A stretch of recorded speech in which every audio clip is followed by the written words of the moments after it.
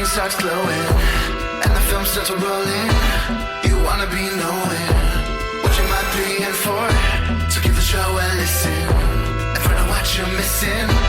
Put yourself in position for the easy good score.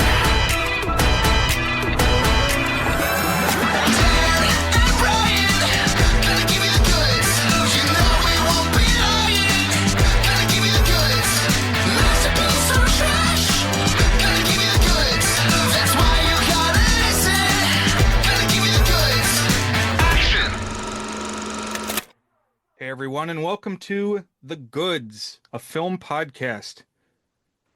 We've all packed in like a little clown car. We've got several people here tonight. Dan, longtime co-host, is with me. Hey, Brian. It's a blast from the past today. That's right, because we have some guests returning from way, way back on the show. People who have been with us from the beginning may remember the hosts of Buzzed On Movies. We've got Teddy and Matt here with us in the virtual studio. Hey, guys. Hey, Brian. I'm Teddy, Buzzed On Movies. Glad to be here. I'm Matt. I'm Buzzed On Movies as well. Nice to see y'all again. Well, hear y'all, I guess. So, Buzzed On Movies is kind of the reason that I'm here doing this. Teddy and Matt, would you care to introduce your show? Sure, yeah. We're Buzzed On Movies. Our whole thing is pairing drinking with watching movies. I mean, I guess that's not the most original idea out there, but we try to bring a fresh approach to movie watching. We're more about how a movie makes you feel, how it gets you excited, either getting super hyped up or super upset for the movies that we are watching. I would say that's true. I'd say it gets pretty animated when you add drinks to the mix. So sometimes very much on the super excited or super upset. We've gotten pretty worked up before. Brian, what's the meme? I think it was a New Yorker cartoon. It was our podcast is we're two buddies who talk about movies, but the twist is we make jokes now and then or something like that. Yeah, the twist is we also joke around some. It's like the format of both of our podcasts and many others out there. But I do like the alcohol theme that you guys have. That's always been fun.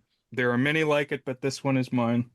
And yeah, I never expect that anyone I know listens to our podcast. So you should feel no guilt or shame if you have listened to none or very little of our podcast through the years. But if you had, you would have heard quite a bit of, well, on Buzzed On Movies, they said blank. It's like a refrain. Whenever we talk about something you guys have covered, Brian will tell us what you guys had to say about it. So you've been very influential on his vision of movies, I would say. I do feel like just about every time I do check out an episode, we're getting name checked on there. So I'm glad you guys are out there promoting us. Yeah, glad to be help. Yeah, we appreciate it. It's just another instance where I try not to be overlapping. So if we run into a movie where you guys have had it as a part of your canon, I want to point it out that we're not treading fresh ground necessarily. Oh yeah, you got to shout out like the inspiration, you know, if somebody else has talked about it as well. So That's right, on the shoulders of giants. So maybe we can say what we have discussed as a group in the past, because I think this is our third time recording something together, but the last two were kind of bundled. It was one on ours and one on yours. Yes, so Dan called this a home and away. No, a home and home, because it's home for each of us. correct. Okay. Oh, yes. Okay, well, thank you. We were just talking, we did 2 sports movies recently, and I didn't bring a lot to the table. A lot of understanding or valuable commentary. Yeah, this is like when we discuss a comic book movie and I have to just be like, Matt, you're going to have to take this one. That's okay. That's okay. It's what my role is sometimes. We all have our strengths. But that was back in our 7th episode in fall of 2020, and this now is episode 217. So Wow. 210 weeks since we last spoke. And then we talked on our podcast, the Japanese horror film House. Mhm. And what was it? at your end? We talked about the 2015 film Yeah. Robert, He sure did. and a few of the sequels as well. It went Yeah. down pretty far down that rabbit hole. That was a very unusual experience with Amazon Prime horror. Yeah. That was fun. That was great because it got me to buy House. I ended up buying that movie when we watched it. So that was exciting. And then I watched all of Robert in like 24 hours, the whole series. So that kind of broke my brain, which in the fall of 2020, I guess, was everyone. But One of my favorite movies that I've ever talked about on a podcast, and one of my least favorite movies I've ever talked about on a podcast. But I will say, Brian accuses me, and this is probably true, but of that being the moment that I was determined that I would never go onto a podcast and not have seen all of the associated films. So now, like, whenever something comes up, because you guys were going deep, you're like, oh, here's Robert Ford they're talking about. It's like, oh my God, they're over-prepared. You were like walking in the lion's den. You had no idea. Yeah. Me, I was just like, I'll watch the sequel. I'll see, like, I'll try to get a little background. And I knew Matt would probably end up watching most of them. I didn't know if he'd get all the way through, but it was an impressive job there. yeah. But Yeah, nowadays, that's sort of the Buzzed on Movies way. We go all the way in to our detriment sometimes. oh, I think that's where the alcohol sometimes helps. But Often. we talked about Dr. Dolittle a few weeks ago, and I decided to watch 5 of the movies that spun off from the Eddie Murphy one. It turns out Dr. Dolittle, Eddie Murphy, is only in number 1 and 2, but there's also a 3, 4, and 5 where his daughter is the main character. Oh, yes. Well, they just announced the new Air Bud is coming, so maybe we got to watch all the treasure buddies Lord. and God. How snow many buddies, of those are there? Santa buddies. That's got to be like 20 or something. Like, that would be a huge project. Since we're talking about marathoning things, can I do one more tangent before we dive in, Brian? Oh, please do. I've got like 3 or 4 things to hit before we actually get to the movie still. Okay. So this one I've been curious about for years now. And I almost want to say, like, let's put a pin in this one, and this is going to be another episode. But one of my favorite pastimes is logging on to Letterboxd and seeing how many times Matt has logged Rock of Ages on Letterboxd. Yeah, that's sort of become our brand as well. Matt, you're going to have to talk about this one. That's an important one. Yeah, no, I mean, look, it's in the hundreds now, and that's an undercount because I have not logged it every single time I've watched it. So it's pretty aggressive, especially when you consider the first time was May 2020. So I watched it. I mean, for a while there, I was literally watching it daily, sometimes more than once daily. It was pretty rough. Can you give us a 30-second overview about what is the appeal of this film to you? Okay, the appeal of the film is the music. It's all 80s, like glam and hair metal covers. Obviously, it's a jukebox musical, so that's a huge appeal to me. I like musicals in general. I like that type of music in general. Also, it stars Tom Cruise in a completely insane role for him as a rock star. He, does some crazy stuff in that movie. There's Heyman, who's a chimpanzee or whatever. A baboon, sorry. I don't know my apes and monkeys or whatever. That's really the main appeal is the music, Tom Cruise. It's like a party from start to finish. I love it. And then just like all the bizarre moments you pick up on when you've watched a movie like 20 times. Like there's a lot of meat on that bone we've discovered. Yeah, there is so much in that movie. We've started like we're trying to develop this into the next like The Room or Rocky Horror thing. We've done a couple live screenings of this movie now. Yes. Up in New York. Yep. Hasn't really become a thing yet, but we're working on that. Yes. Yeah. Shout out to the Nighthawk Cinema. That's where we've done it. Great stuff. So fun in a theater. A lot of meat on that bone, they say. So maybe that's one we got to check out, Brian. Yeah, I'm curious. I haven't watched it yet, but heard about it many times on the program. Oh, yeah, I'm sure. Yeah, if there's one takeaway we want everyone who listens to this podcast to come away with, it's go watch Rock of Ages. Go watch Rock of Ages. On the subject of your show, when will we be hearing more of it? You guys have been on hiatus for a little while. We are in one of our extended hiatuses right now. One thing we do every year is we watch all of the Oscar nominees in every single category, which it turns out is a pretty big project. And this year, as has happened in previous years, it sort of knocked us off our track. But we're in the works bringing Buzzed On Movies back from the grave for the 5th time or so. Yeah. We've got a couple episodes in the can, and soon we're hoping to start a long-awaited horror series that we've been looking forward to covering. So stay tuned. It should be coming soon. Yes, it's exciting. It's good to be sort of getting back into it. Well, I'm psyched. I got into listening to Buzzed on Movies because I came across your Saw series. Oh yeah, that's definitely one of our favorite topics to talk about. Oh yes, we've covered all the Saw movies. We also did an episode where we marathoned the entire series in one day, much to the damage to our mental health and physical health. Yeah. That was a very rough one. But yes, we love Saw. We love talking about Saw. We often work Saw into like a comparison for other movies that we like to talk about. Yes. So Saw is a big part of our brand as well. Very much part of our canon. We're actually coming up on the anniversary of our Saw Day. I know this because it shows up on my calendar every year. Because I guess I set it as a recurring event. Almost as if you expected us to do this again at some point. Someday I will. Who knows? This time with Saw X and Spiral. That's a lot longer. Like it was already an almost unaccomplishable challenge to do all of that in one day. Well, to be fair, when we did it all in one day, we were also pausing between every movie to talk about it. Yes. It was we did record in between each movie so you can chart our demise as we go downward and downward, ending with us watching the sunrise as we finished Jigsaw and then promptly went to cry in the shower after that. Yes. If they add any more, you'll have to speed them up or add a second screen. Yeah. It would definitely have to be a two-parter for us to accomplish it in the same way.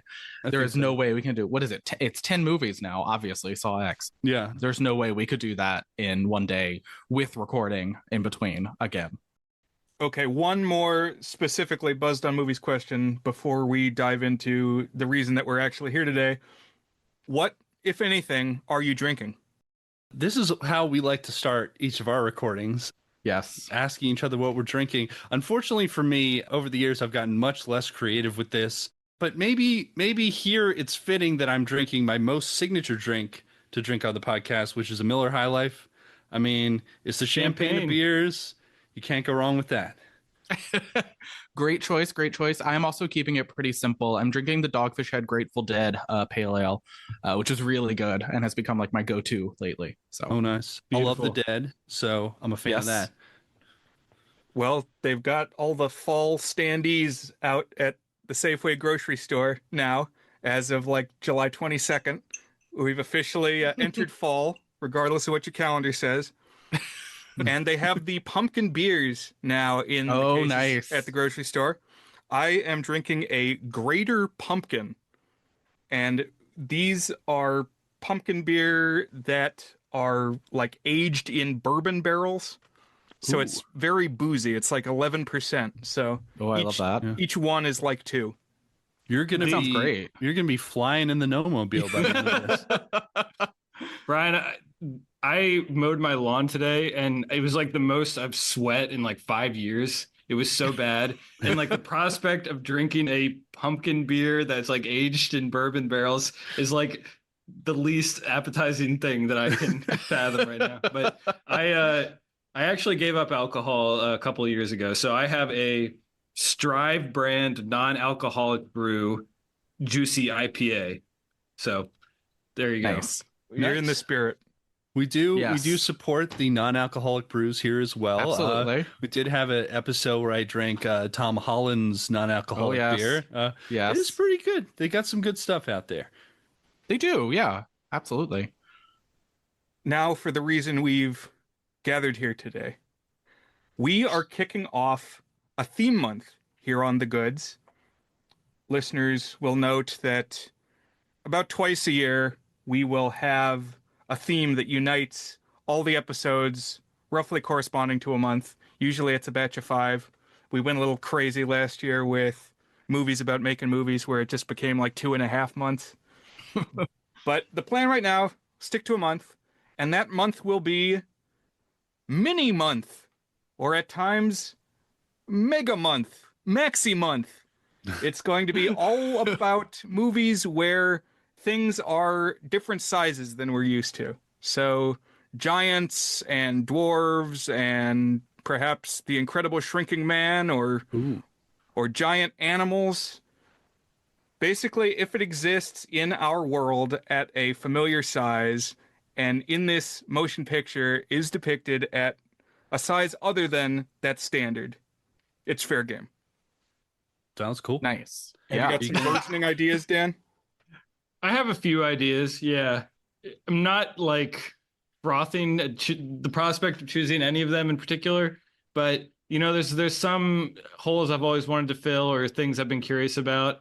So we'll see if we can find something fun. Do you have all of yours picked, Brian? Yeah, I've got a solid 3 and like a backup 5 just in case you pick any of them. So I am champing at the bit a little. I don't know. It seemed like a good idea to me. So we'll see how the month goes. I think we'll definitely have enough material to furnish discussion. And for our first entry in this month, I have selected a film from 1967 called The Gnome-Mobile. And I had to have Teddy here to talk about the Gnome-Mobile. And I want to talk about why. So this is a Disney film, a live-action Disney film. And it was from the year after Walt Disney died. It was like the last Disney project that he was really directly involved in and came out posthumously.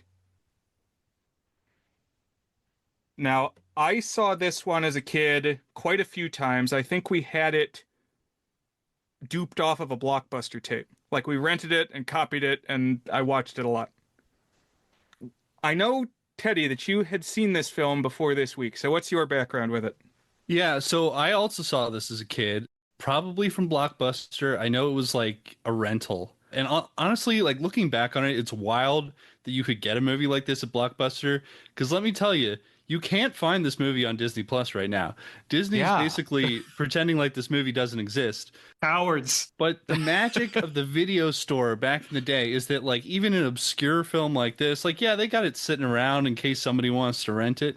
So yeah, I watched this as a kid, just a normal Blockbuster rental or whatever. And then in high school, ran into Brian, who was like the only other person I've ever met who had watched this film before. And I think this was like part of what started off us becoming friends and getting to know each other and bonding over the weird movies that we've gotten into over the years. That's right. This is the connection. This is the link. And that's why I had to have Teddy here. Because Dan and Teddy and I are all band geeks. I don't know, Matt, do you play any instruments? No, and nobody wants me to, so it's for the best. But the three of us, we went to the same high school. We overlapped at some point in the band class. Dan's 2 years older than I am. Teddy's the year in between.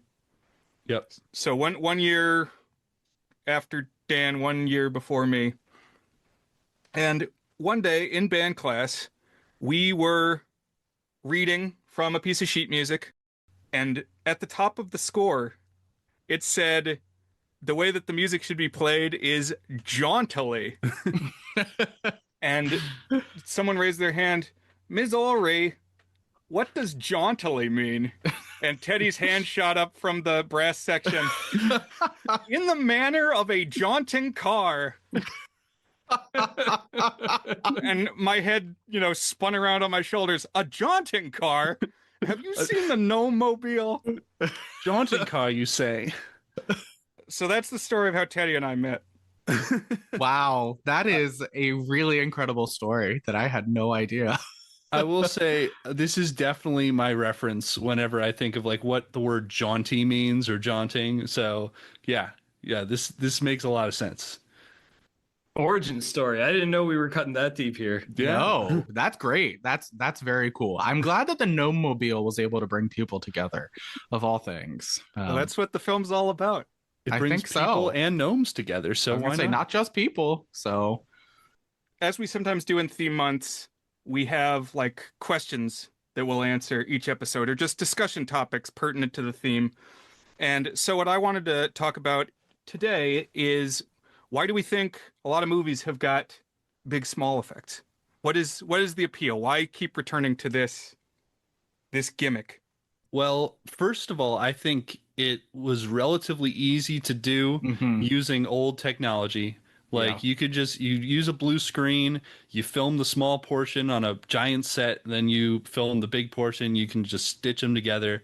So without the CGI and everything that we have and we take for granted nowadays, this was like a relatively low cost way of doing something fantastical. So yeah, I mean, like that's an effect that it's always fun to watch. It's always like there's a lot of humorous options for Hmm. scenes. We've been seeing it done for decades, so I guess it just never gets old. And I think it goes back even further than blue screen, screen stuff. Like if you're going back and watching Georges Méliès, like his, Yeah. what did he call it? What do you call that style? Like trick films? Yeah, where he's doing it with like perspective effects Basically, yeah. and backgrounds and things like that. I think it's you're right, Teddy, that it's been a part of movie history. I also just think that okay, like you're outside and a bug flies past you. Oh, that's annoying. A bug flies past you. What if like a bee that's the size of your fist flies past you? Well, that's really scary. It's like naturally we are drawn to things that are especially big or especially small. It's just something about the human imagination that's it's like, what if that thing was extra big or what if that thing was extra small? And many of our iconic movie images are of very small or very big things. I mean, maybe the greatest shot in the history of movies, the opening shot from Star Wars, is you have a little spaceship flying by and then a huge spaceship flying by Yeah. right as the movie opens.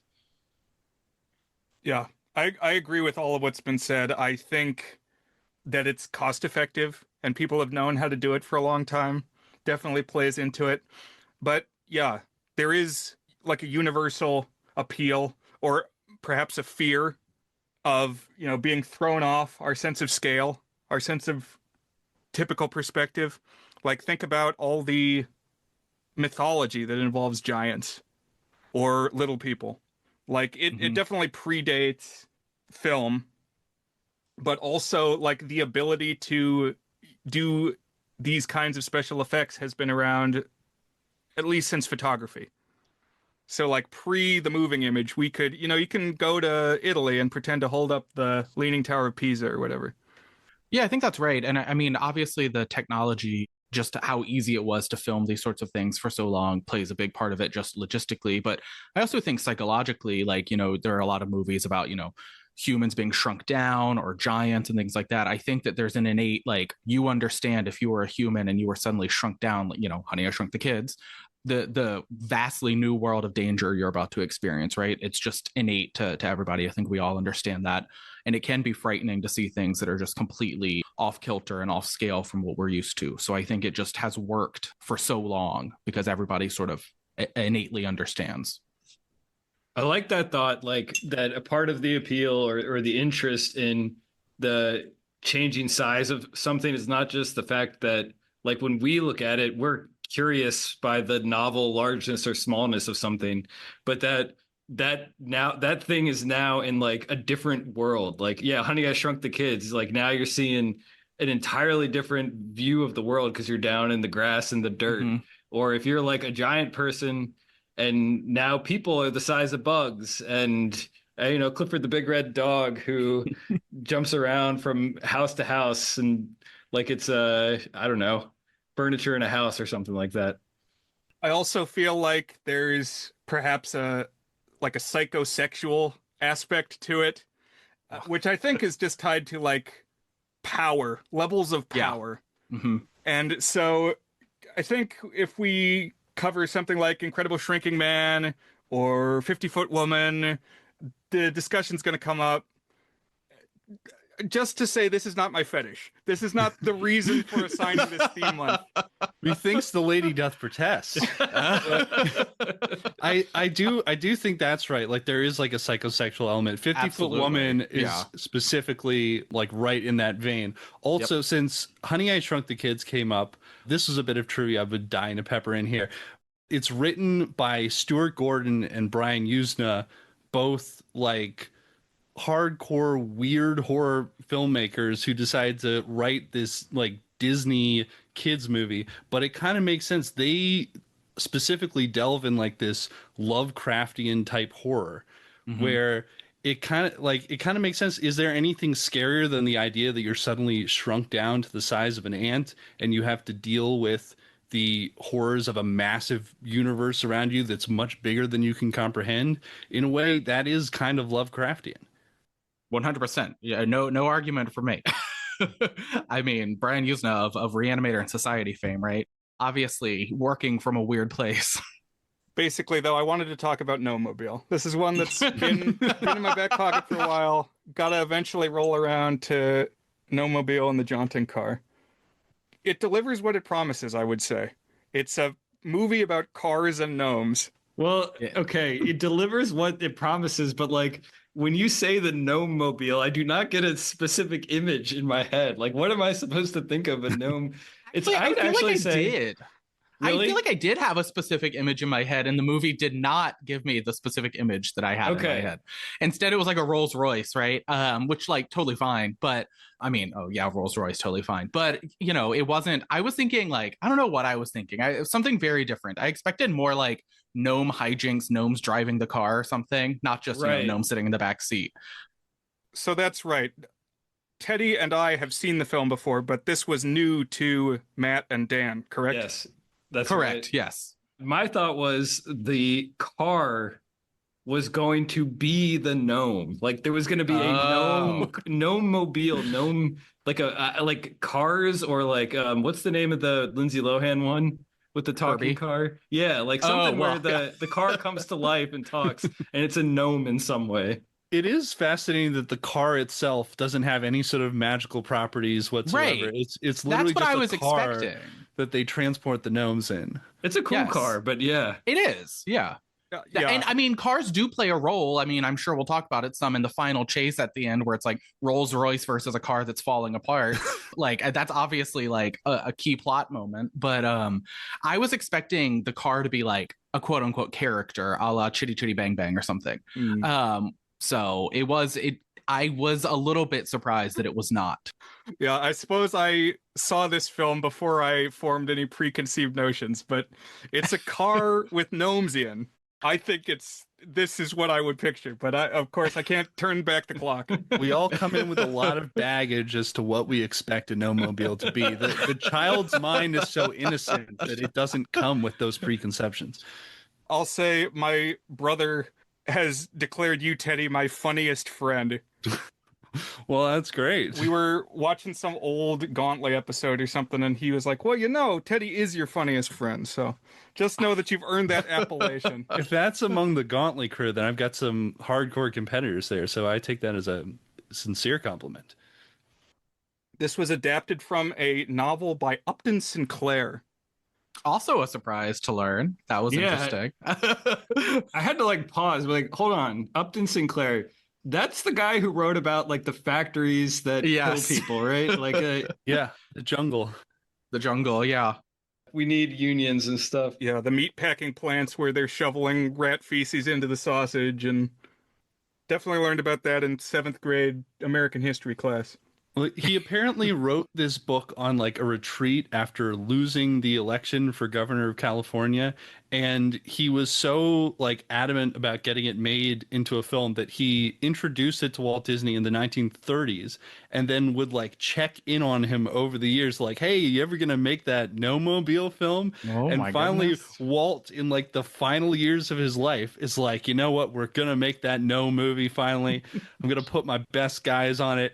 And by golly, they did it. I mean, like we accomplished Upton Sinclair's dying wish and one of Walt Disney's final films in the same swoop. And that's crazy.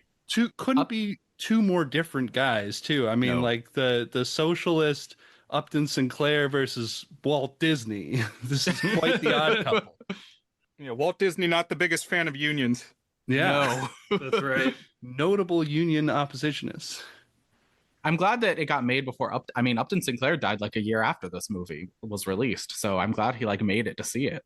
This is the last film for a lot of people. This is Ed Yeah. Wynn's last movie. Yep. This is the last movie for one of the Mary Poppins kids. Yep. This is like the swan song of an era, really. No man can kill me. It's cursed. Oh no. We can't say for sure that the movie didn't kill all those people.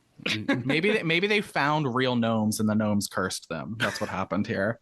Wait, is it John Wayne who died because like they filmed a movie on like a radiation site? Yeah, he made that Genghis Khan movie Yeah. out in the desert. Yeah, several people I think died because of that. Yeah. I was thinking more like Poltergeist, but Oh, okay. It's like it sucked its soul out. Yeah. just because the location is pretty lush and doesn't seem to be a nuclear test site. Because this is filmed in the Redwoods. Now, do you guys have background visiting the Redwoods at all? I haven't visited, no. I believe we drove by them in like a road trip like 20 years ago, but not much. Yeah. So we did a Gravity Falls episode for episode 50 back in like 2021, but I have a long time connection to the Pacific Northwest. And if you set your movie in the Pacific Northwest, it's already going to get like a bonus point or maybe more from me. I really like that part of the country, and the redwoods are beautiful. They themselves are very large. They're larger than what you would typically expect from a tree. Yeah, maybe that is like a thematic element here. Like the trees make you feel really small. And so it's like, what if there were even smaller people that thought that we were like redwoods? It is fascinating that the gnomes choose to live in like what would become, Redwood National Forest. Those trees are huge and they are very, very small gnomes. They're just an interesting choice for them. But, if it works, it works. Did they choose to live there? Well, I don't really know what they're. Yeah. There's a lot of gnome lore that I wanted to know more about. But we get little bits of it. Yeah. Yeah, we really needed a sequel to patch out the lore fully. Unfortunately, we never got around to that, I guess. Maybe Upton Sinclair's novel tells you more. Maybe I'll read it sometime. Wouldn't be the first time I've read a book because of a podcast recorded. So at least this one would be by Upton Sinclair and not by Darren Shan. Darren Shan. Cirque du Freak. Here's a tidbit that you guys may or may not know, but we also covered Cirque du Freak on our podcast. And not just that, but it is by far the episode of our podcast that has been streamed the most. Oh my God. 4 times more than anything else. On Podbean, it has 850 downloads, and our second place episode is like 250 downloads or something like that. Oh. So I don't know why people are searching for Darren Shan and finding our podcast. People really want to know. They want to know. I think it's like that with the Saw fans too. Like the Saw episodes always get the Saw bump, and we're like, we haven't found the fan base. We don't know where these people are coming from, but I'm glad they're listening to us. Like, why not? Well, like I said, that's the first one I found, so I don't even remember how that happened. It's just like, oh, Saw, and it's somebody I know.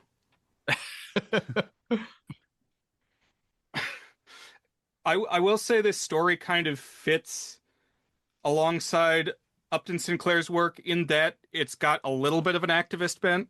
Yes. It's a conservationist story. It's very what's the Dr. Seuss one that I'm Like trying the to think Lorax. of? Yes, the Lorax. That's what I was thinking about the whole time I was watching it. I did clock that, and then when you put together this Upton Sinclair, that does make it make a little more sense. It was still shocking to see Upton Sinclair wrote a novel that became a Disney movie. The movie also is coming from the standpoint of this guy who's like a lumber guy. That's what he does by trade, and he's a big car guy, and he's also the protagonist of an Upton Sinclair activist novel. Just a fascinating choice all around there. I want to dig into that at some point, maybe when we've explored the underpinnings of this character, because I found this protagonist to be perplexing from like the perspective of hero or villain, sympathetic, or does he need redemption, etc. Yes, I think they should have done it differently. I think they should have made him more complicit in the evils of his deeds Yeah. at the start, but he's got most of the edges sounded off from the beginning. And Yeah. this is a character named DJ Mulrooney. He's played by actor Walter Brennan. Walter Brennan was 73, and they have him like running around and climbing trees and stuff. And a dual role too, and he does Yes. quite a lot of jumping around as the gnome guy. Yeah, Like, screaming. he's very spry. Speaking of old people jumping, I don't know if we've ever talked about on air a theory that Brian told me one time that I think about all the time, which is that he said, you know, old people probably don't jump anymore. Like most of them can't jump. And so there will come a time in our lives when we can no longer jump, when we no longer jump. But we can probably extend our life jump span, our jump span, if we do a jump every day. It's like you keep those muscles, strong. So we always tell each other, make sure you do your daily jump. So it's like if you do a jump every day, who knows how long you'll be able to jump. Yeah. So I think some of these people were doing their daily jumps is all I'm saying. Walter Brennan must have been doing his daily Yeah. jumps. He was jumping all around. He's got a hell of a jump span. Yeah. I'm gonna have to do that going forward now. I need to be able to jump well into my 70s. You never like know Walter what life will bring where you will need to jump later on in life. It feels like a loss to lose that ability. Right. I mean, you might have to climb a tree or break out of a sanitarium. You never know. This film posits that those are very real risks.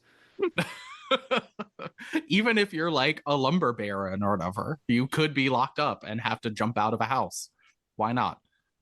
Right. He's a tycoon.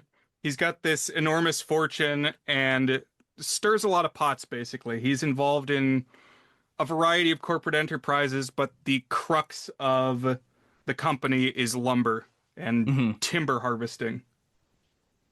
I do think it's wild the extent of different businesses that he's involved in. It's like everywhere they go in this film, it's somehow like part of his enterprise. They go to one of his hotels, and then when they call his assistant or whoever, he's at one of their hospitals. So he has his finger in quite a few pies here. He's kind of like an old industrial baron almost. Like he owns the entire industry. Yeah, like Carnegie or something, or Rockefeller. Which is just all the more interesting that he's like presented as a protagonist here. I feel, nowadays that character would never be like the hero of the movie, quote unquote. They would, the evil capitalist for sure. That would never happen. Yeah, he's like depicted as gregarious and like generous even from the start, almost to the point that he's got some tension with his underlings where they're like, well, you need to be focused on the business and you need to, make sure that you're at the important meeting on time and stick to the business that we know. And at the start, there's like a little bit of grumbling that, we'll see what happens in this workplace. Yeah, we do get one scene at the beginning to sort of establish his conflict with his underlings. It's set in like kind of a Mad Men-esque world of the 1960s office with this one of the most beautiful shots of the whole thing is they show the view from the office over like the San Francisco Golden Gate Bridge. And it's just like, yeah, you need to DJ, come on, we have to expand our business. You can't just be gallivanting around with your kids all the time. He's like, watch me. It's his grandkids, actually. It is his grandchildren. Grandfatherdom is an important part of this film, and it very much is. We'll later meet a gnome grandfather as well. We will. There are, multiple grandfathers in this movie. It's interesting. He's at odds with his company from the start, which of course explains why they are later so eager to lock him up and declare him insane, I guess. They're ready to get him out of the way. And it sort of just skirts all conversation about whether or not he like actually bears any responsibility in the fact that they have apparently been destroying the gnomes' habitat for a long time. He's just sort of like quick to be like, oh no, I'll help the gnomes. I'm like, well, you kind of destroyed everything for them, I think. So, but it's fascinating. It's an interesting choice. Yeah, because the kickoff is he's got this fleet of fancy cars. Among his many possessions is he's got this like Jay Leno garage of classic cars. And for this trip he's got to get up to like Seattle to seal a business deal. I guess he's going to sell this parcel of timberland, sell it to somebody, and he's got to go attend the meeting. And so he's going to drive there. And the car that he picks is a Rolls-Royce Phantom 2 from, I guess, 1930. And there's kind of a theme in this film of like the old classics are still good. Like, we don't need some new flashy thing. It won't necessarily be superior to the tried and true old ways. Yeah, we definitely see that most prominently in the chase scene towards the end. Yes. Which I'm sure we'll get to, but that's certainly the highlight and drives home that theme of like newer is not necessarily better. So Mulrooney jumps in the Rolls Royce and goes to the airport and picks up his grandchildren, who are the kids from Mary Poppins. And by the way, I found it funny that they're actually credited that way. If They you look are, at the yes. opening credits, here's what the opening credits say. It says, "The Gnome-Mobile, starring Walter Brennan and Walter Brennan and the Mary Poppins kids." Like, it actually says that in the opening title. That was making me laugh. Their credit is that on the poster too. Oh, Like, really? They were really pitching that as like one of the reasons to go see this movie. And this was actually the third movie that they were in together. They were also in The Three Lives of Thomasina prior to doing Mary Poppins. I'm glad you came ready with that. If you didn't say it, I was going to say it. Three Lives of Thomasina. I'm sorry. I did a little research on this one. You know, if you give me a Disney film, I'm going to dig in deep. No, that's what you're here for. I appreciated the meme that you made. You know, it was kind of in the iceberg format of the more you get more and more obscure as you sink down. But you mentioned Son of Flubber. Was there a specific connection, or is that just one you've been trying to find lately? Well, Son of Flubber, first of all, it's the sequel to The Absent-Minded Professor, which was the original version of the Robin Williams Flubber movie from the 60s. I have been trying to find this recently. I find it baffling that they have Absent-Minded Professor, but not the sequel on Disney+. There's just a lot of these classic Disney live-action movies from like the 60s that are not on Disney Plus right now. So that's the one that I've been wanting to watch the most. But it is kind of connected because all three movies that I included in that meme were directed by Robert Stevenson, who directed the Gnome-Mobile. And also, if you look through his filmography, just about every iconic live action Disney movie from that era. He directed the first two Herbie the Love Bug movies. He directed Old Yeller. He directed several episodes of the Disneyland series. He directed Absent-Minded Professor and Son of Flubber, as well as Mary Poppins, That Darn Cat, Bedknobs and Broomsticks, The Island at the Top of the World, and The Shaggy DA. Right. Basically, every live action movie, that at least the ones that have endured, that Disney was putting out from the mid 50s to the mid 70s. He made 19 Disney films in 20 years. Wow. Did he do the Darby O'Gill? Yes. Which I saw a lot of connection to in this one. Right. So, Teddy, did you happen to watch Darby O'Gill? I did watch the first half of that movie to just try to get a sense of it.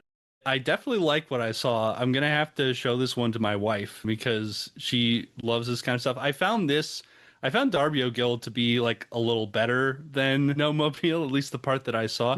Just has like a higher production value and stuff, but it looks really good. And it's got Sean Connery in it before he was in the James Bond movies. Yeah. Young, dashing. So we covered that in a past episode of our podcast, talked Darby O'Gill, which is one that's a little closer to my heart. And yeah, we'll get a little higher rating than Gnome-Mobile. I just feel like they invested a little more in that one. There's use of like a lot more forced perspective instead of all like green screeny type stuff. Yeah. But I do see Gnome-Mobile as like a spiritual successor to Darby O'Gill. Same director, and it's got these like foot high Barbie doll scale humans.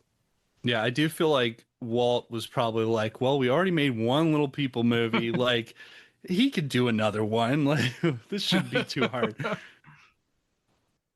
But yeah, the Mary Poppins boy, this was his last movie. I guess he died of pancreatitis when he was 21. So Yeah. Oh my Yeah. gosh. Matthew Garber, he contracted hepatitis while in India. Very sad. so he doesn't show up for the Mary Poppins reunions. But Dick Van Dyke's still around. Julie Andrews still around. Knock on wood. Ooh. Yeah, lately there's been a batch of celebrity deaths. Yeah. Always comes in waves, I feel. So makes Yeah, sense. Brian, if you just cursed us to wake up tomorrow morning to the headlines Yeah, that I Dick can't- Van Dyke died. We'll see how quick we get the episode out. Maybe we can beat it. He picks up the grandchildren and they climb into the Rolls Royce and they're driving to Washington State. So they're headed north on this road trip. And each time they jump in the car and drive another leg of the road trip, they sing this song. And it's the same song the whole movie long. And it's written by the Sherman Brothers, mainstay Disney composers in this era. You know, they did a lot of those movies that just got mentioned. Mary Poppins and Bedknobs and Broomsticks and Jungle Book. A lot of the, like, World's Fair attractions that Disney put together that ended up as rides at Disneyland and Disney World. Like Carousel of Progress and Journey into Inner Space and stuff like that. Small world. Yeah. Yeah. Also, Buddy Baker did the incidental music for this movie, and he is also a heavy Disney mainstay for writing music, both for the films and in the parks. He wrote the music for the Haunted Mansion, for example. Mm-hmm. Lots of titans of the parks division involved in this. I remember one of the times I went to Disney World, the band, when we were in high school, did a Disney trip, which was probably Teddy's senior year, my junior year. Yeah. And while everybody was waiting in the long line to ride Space Mountain a second time, Teddy and I went on Carousel of Progress. Yes. And the People Mover and maybe something else. But it's like, you know, we were checking boxes. Gotta hit the People Mover and Carousel of Progress. Hey, it's the classics. You know, the Tomorrowland and Magic Kingdom is far superior to the Disneyland version. There's so many classic attractions there that they don't have. But this song that they sing in the car. So the first verse is about the grandfather kind of reminiscing about growing up in Ireland, and that, you know, he wasn't always a man of means. Like, he previously had a shitty car back in the day, but it was like a form of mobility, and it was like how he got going was he had this jaunting car. So the tune goes da da da da da da da da da da da da da da da ba ba da ba ba da ba ba da da da da da da da da, and you hear that a lot this movie. But what's kind of funny is the way that the characters sing it on each leg of the trip is almost like they're making it up as they go. It's like they're playing a game. At least that's how I interpret it. And the character who's singing changes from verse to verse.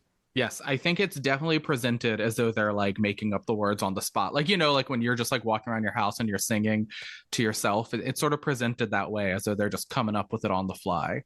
It was firmly lodged in my head for like a solid 4 hours after watching this movie. That's the Sherman Brothers for you. They'll get in your brain. What I was thinking of was, has anybody else seen the movie? I think it's called Get on the Bus. It's a Spike Lee movie about a bunch of black men taking a bus heading to Washington, D.C. to attend the Million Man March. And so the whole movie takes place on this bus. And as they're going along, they sing this song called Shibuya Roll Call. And it's like a rap, basically. And you have to freestyle. But each of the people on the bus has to do a verse. And it's Shibuya, Shibuya, Shibuya roll call.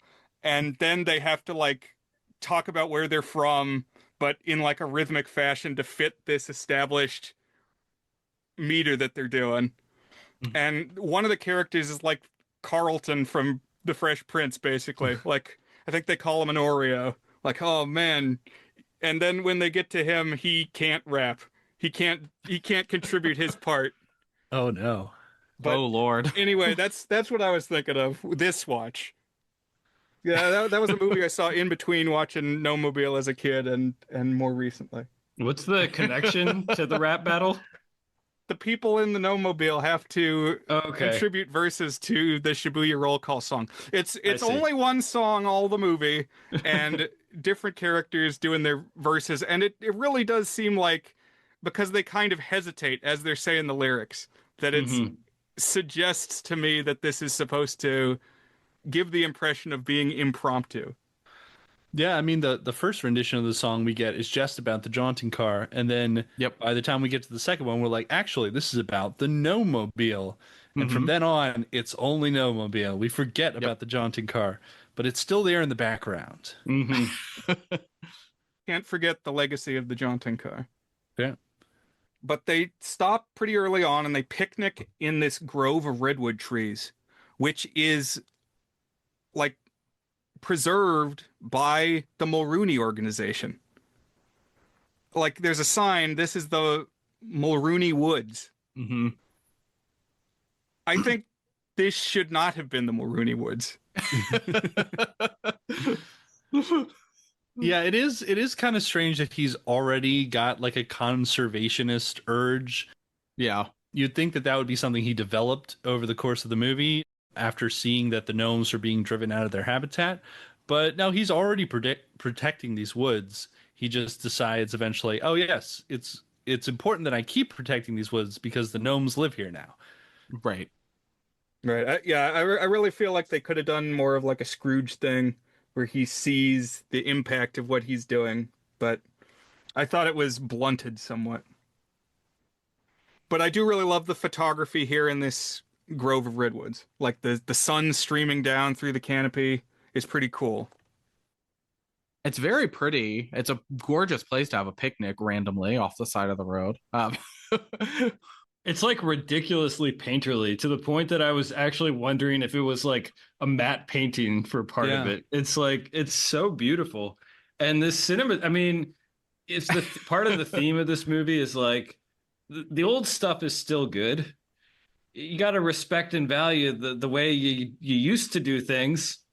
I think that carries over like in the craft of the film itself. It's like they don't shoot movies like this anymore, you know, with like wonderfully lit and gorgeous locations. And yeah, I was really soaking in the photography. I mean, even like just the shots of driving around in the beginning and like the cities, it was like making me think of like Vertigo.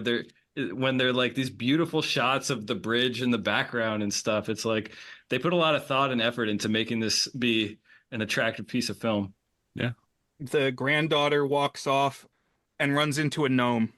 So here we go. Promise of the premise. We got a gnome here. Got a gnome in the first 10 minutes. Thank goodness, because otherwise we'd been really confused.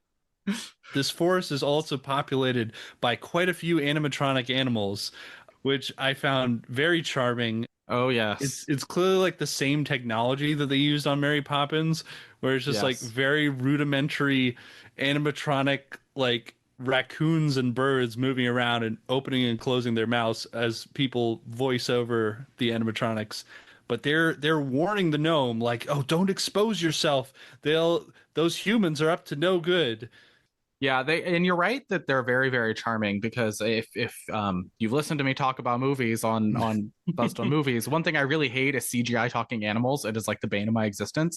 But these are actually like really sweet, and I enjoy these. And it's very true that this is just so much better for me. It's way, talk about the old ways are still good. It would be so we bad. could still be doing things this way. If this movie were remade, those would be some CGI nightmare. It would be horrible. I was wondering what size those animatronics were, because like your frame of reference is off, because so you've got a human who appears to be a foot high talking to these robot animals, so like one would assume that they shrunk the human down, but we don't know that for sure. It's like the animals could be 6 feet high. They could be like Billy Bob at Showbiz Pizza. Oh God. Perspective was definitely very confusing because these animals size comparison to the gnomes, and then later the gnomes can fit into a picnic basket. It's like, I don't know what size anything is supposed to be right now. It was very, very confusing, but I guess that's, that's the way it goes, right? It's supposed to throw you off. But this first gnome that we meet is the young man gnome, and his name is Jasper. You can kind of see through his green hat. Big mistake making a green hat in a blue screen movie. But I like the way they move around because they've got like flying harnesses on and they can do crouching tiger, hidden dragon jumps. They really do go flying. Oh, and yes. that was something I also noticed in Darby O'Gill. They're leprechauns do. in that movie, but they do that same sort of like big leaping thing, which I guess is an easy way to move your small characters across the screen quickly. I guess we don't want to wait for him to walk. Yeah, exactly. Oh, I guess that makes sense. It's like, I hadn't thought about it as like a logistical thing. I was like sitting here like, is that like lore for gnomes? Like, can they leap? Is this like a thing that they can do? But I guess you're right. It's just like practical. But Jasper approaches the little girl and basically asks for help. And so she goes to recruit her grandfather and her brother, and they come back, and the gnome has hidden again. So there's this like fake out beat where, oh, is she crazy? I hate whenever movies and TV shows do this. It seemed like it happened all the time in the 60s. Like there's a Andy Griffith episode where this happens to Opie, and like every episode of Lost in Space this happened to Will Robinson, where like the kid sees an alien do something, goes to report it to the parents, and the parents come out and, oh, everything's normal. Kid must be a crazy stupid liar. And then the kid is, cries. I don't like to see that. No, that was upsetting. That's harsh. And there's this great line that's like, the little people, they don't live out here in the woods. They live up here in your head where all the other magical creatures do. And then that line is repeated later by the head shrink at the sanitarium towards DJ. And it's like, the shoe's really on the other foot now. Now they think you're crazy. And it doesn't amount to anything because then the gnomes come out again. So they're like, okay, no, we should be here. We should, Right. we need help.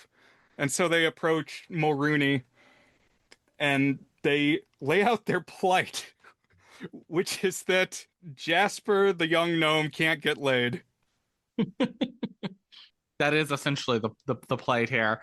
That is essentially the main crux of this. Also, that his grandfather is going transparent, I guess, which is really too bad. That kind of sucks. Right, he's lost his will to live, and so he's like disappearing. Yeah, as one does when they lose the will to live, they go translucent. I feel like they lifted this concept and put it into Coco when that movie came out.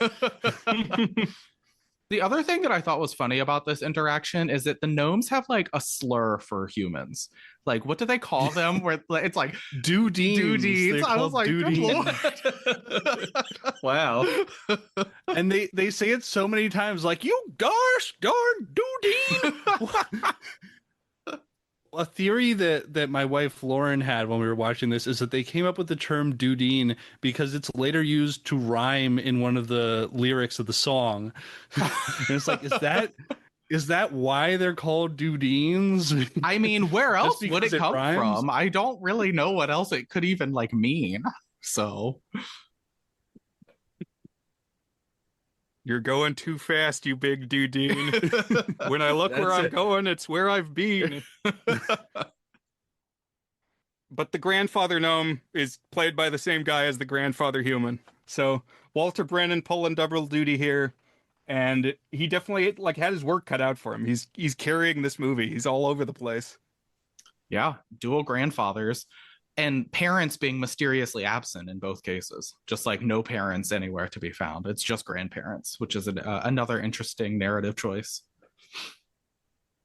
That is interesting. I have a lot of questions about gnome demographics. Oh yeah, I mean, once we get to the end and we're talking about whatever happens in gnome culture, I have a lot of questions. It's like The end raises so many more questions than it answers, and really leaves us in the lurch, almost as if they expected to make another one, Yeah. and yet they didn't. It's always a fun movie when you get to the ending and you feel like by the end of the movie, not only were not all of the questions answered that were proposed in the opening act of this film, but a whole new set of questions has unfolded before us. These two gnomes, Jasper and Grandpa Nobby, Uh-huh. assume they are the last of the gnomes because, at least in this little grove, they're the only gnomes they've encountered in a really long time. So they ask Mulrooney, hey, can we go with you to look for more gnomes at other patches of redwood forest? So that's the rest of the movie, is gnome road trip. Yeah. It's also, the gnomes, classic formula. I guess the gnomes don't really know, but it's kind of an insane ask. Can you just like drive around and maybe we'll see some people who are like a foot tall? We'll see what happens. Yeah. They had so much trouble finding these first gnomes. How are they going to find more gnomes? Also, I think it's important that part of the reason there's no gnomes in this forest anymore is because of Mulrooney's logging activities. Like Nobby tells a story about like the loggers coming in and all the gnome families fleeing, and now they're not aware of who this is, and Mulrooney is trying to keep that bit of information from them because he knows rightly that they'll get very afraid of him as soon as that information comes out. Right. So this is kind of the conflict, is a reckoning with that Mulrooney has made his fortune from logging and that this is what has endangered the gnomes. So I really feel like that first conservation area just shouldn't have had that sign. I think if you didn't have that sign there that Yeah. said Mulrooney, like it would have been just a very much more effective internal conflict for DJ. Yeah, even better if it was like some area that they were planning to log really soon, and he decided like actually like he has to go against the board or whatever and say, actually, we're going to preserve this land because it's important to preserve land for the future, and then secretly it's actually because the gnomes are going to live there. Right. That's connected to Dr. Dolittle too, now that I think about it. You don't say.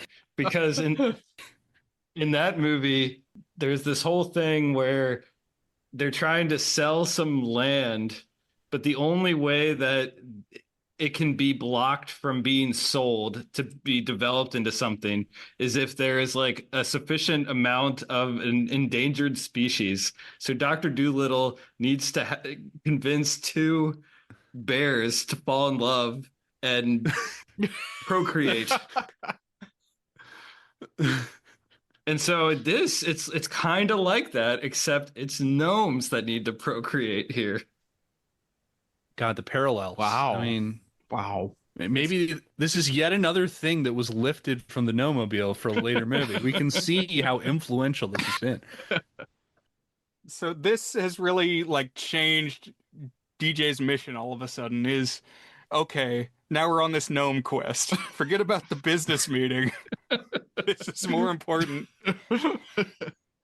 This may be a sign as to why his underlings were so ready to jump at the idea that he'd gone crazy, because they're like, oh yeah, he's off on another gnome chase. Yeah. I mean, he's very happy to just ignore work and go run off and chase gnomes. I don't know what I would do if like the head of my company tried to do that or whatever. Like, well, How is he a cutthroat capitalist if like he's running off on flights of fancy? I feel like to be a modern day Carnegie, you got to be ruthless. I don't know. Elon Musk runs off on whatever flight of like fancy he can find on a day to day. So, obviously people still get away with it.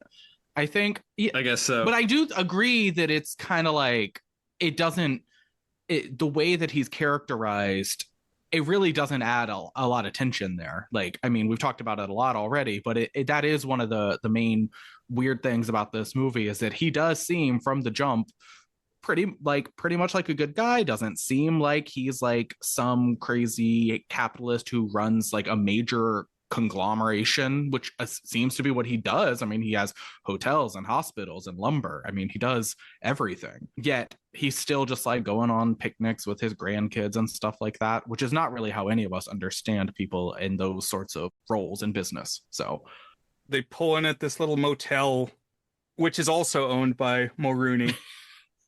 Yep. And they're like planning their next step. And the gnomes get stolen by a freak show proprietor. The classic freak show proprietor here. The freak show is called Quaxton's Academy of Freaks, Yes. which is a fantastic name.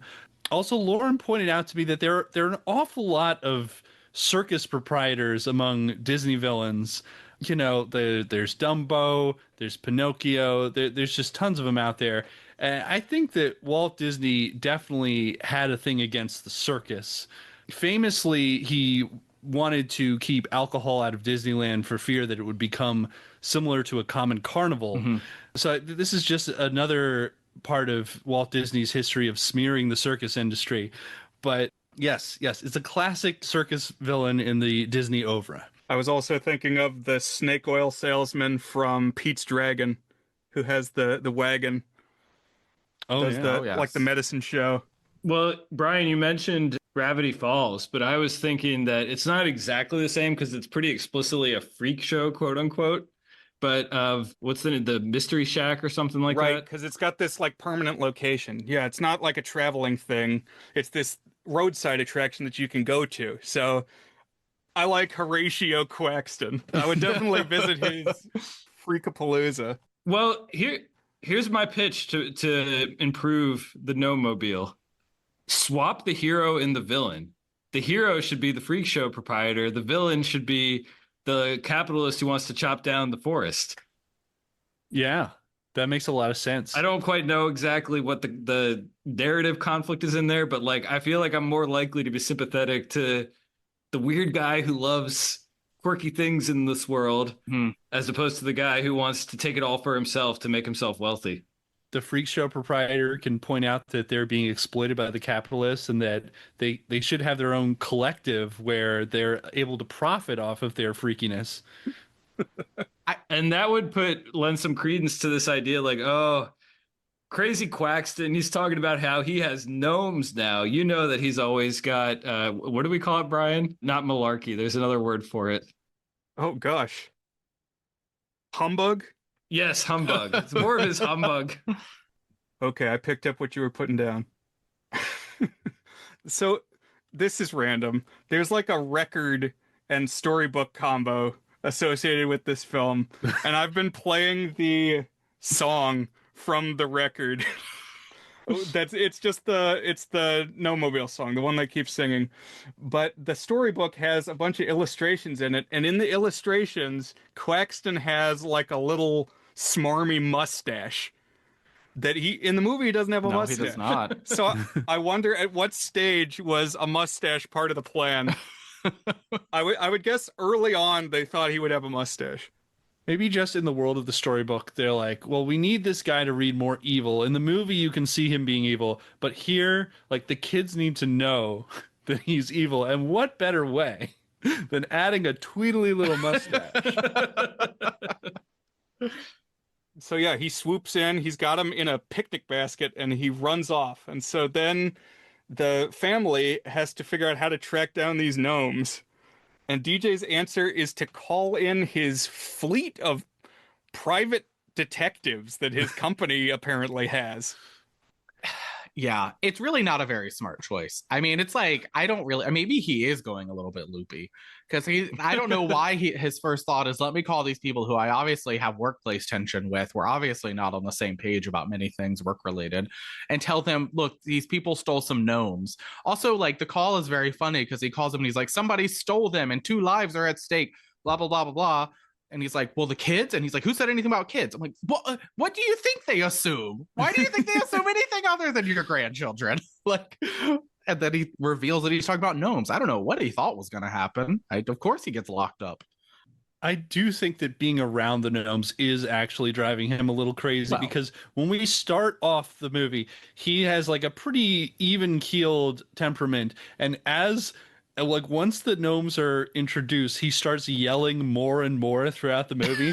And when he's on that call, like asking them to like call in all of their services to go look for these gnomes, he's like yelling so much. It's like, yeah, if I got a call like this from my boss, I'd probably call in the men in the white coats too. Yeah.